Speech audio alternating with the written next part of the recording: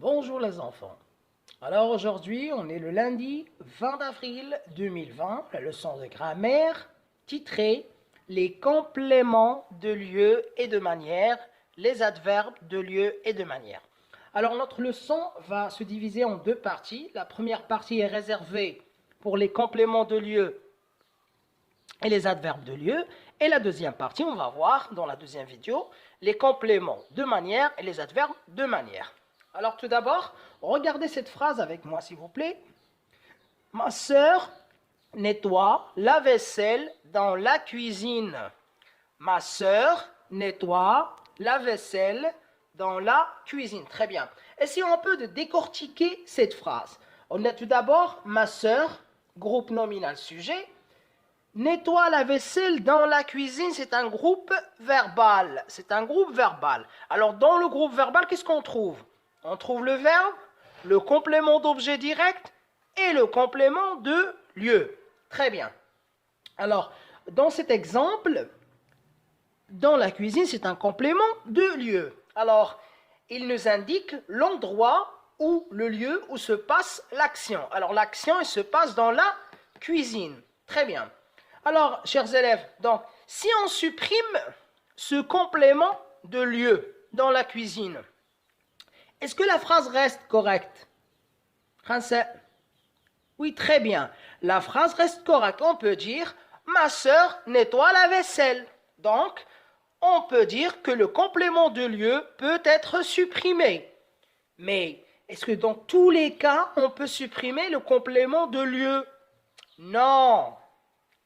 Avec certains verbes, le complément de lieu elle est nécessaire, donc on ne peut pas le supprimer. Par exemple, avec le verbe aller, le verbe se rendre, etc. Regardons l'exemple, je vais au supermarché. Par exemple, si j'enlève le complément de lieu. Alors, je vais. Est-ce que la phrase reste correcte? Non, chers élèves. Très bien. Alors, est-ce qu'on peut déplacer le complément de lieu? Oui, on peut le déplacer. Par exemple, revenons à notre premier exemple. Ma sœur nettoie la vaisselle dans la cuisine. On peut dire, dans la cuisine, ma sœur nettoie la vaisselle. Donc, il peut être supprimé. Très bien. Alors, comme j'ai dit, il peut être supprimé. Alors, pour identifier le complément de lieu dans la phrase, alors qu'est-ce qu'on doit faire? Il suffit seulement de poser la question « Où ?» Regardez l'exemple. Très bien. Alors, regardez l'exemple, s'il vous plaît. Elle est partie au cinéma. Alors, cinéma, c'est le complément de lieu. Alors, pour le trouver, alors je dois poser la question suivante. Elle est partie où? Elle est partie où? Elle est partie au cinéma. Très bien. Alors, pour trouver le complément de lieu, je dois poser la question avec où? Très bien. Alors, on a vu dans notre premier exemple, ma sœur nettoie la vaisselle dans la cuisine, que le complément de lieu est un groupe nominal. Mais aussi, maintenant, on va voir que le complément de lieu peut être aussi un adverbe. Regardez l'exemple avec moi. Ce soir, nous mangeons dehors. Alors, dehors, c'est un adverbe complément de lieu, comme par exemple ici, là-bas, et ainsi de suite.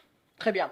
Alors, pour conclusion de tout ce qu'on vient de dire, on peut dire que le complément de lieu est un mot ou plusieurs mots qui indiquent le lieu où l'action se déroule. Je répète, le complément de lieu est un mot ou plusieurs mots qui indiquent le lieu où l'action se déroule. Alors, dans la plupart des cas, on peut le supprimer ou le déplacer. Et on a vu que dans certains cas, on ne peut pas le supprimer, par exemple avec le verbe aller, on ne peut pas le supprimer. Très bien. Alors, le complément de lieu, il répond à la question où. Il répond à la question où. Par exemple, elle est partie au cinéma, elle est partie où? Au cinéma. Très bien. Le complément de lieu, il peut être soit un groupe nominal, comme on a vu dans la cuisine, ou un adverbe, comme on a vu dans l'exemple, dehors. Très bien les élèves, la première partie est terminée. Maintenant, on va voir la deuxième partie qui concerne les compléments de manière et les adverbes de manière.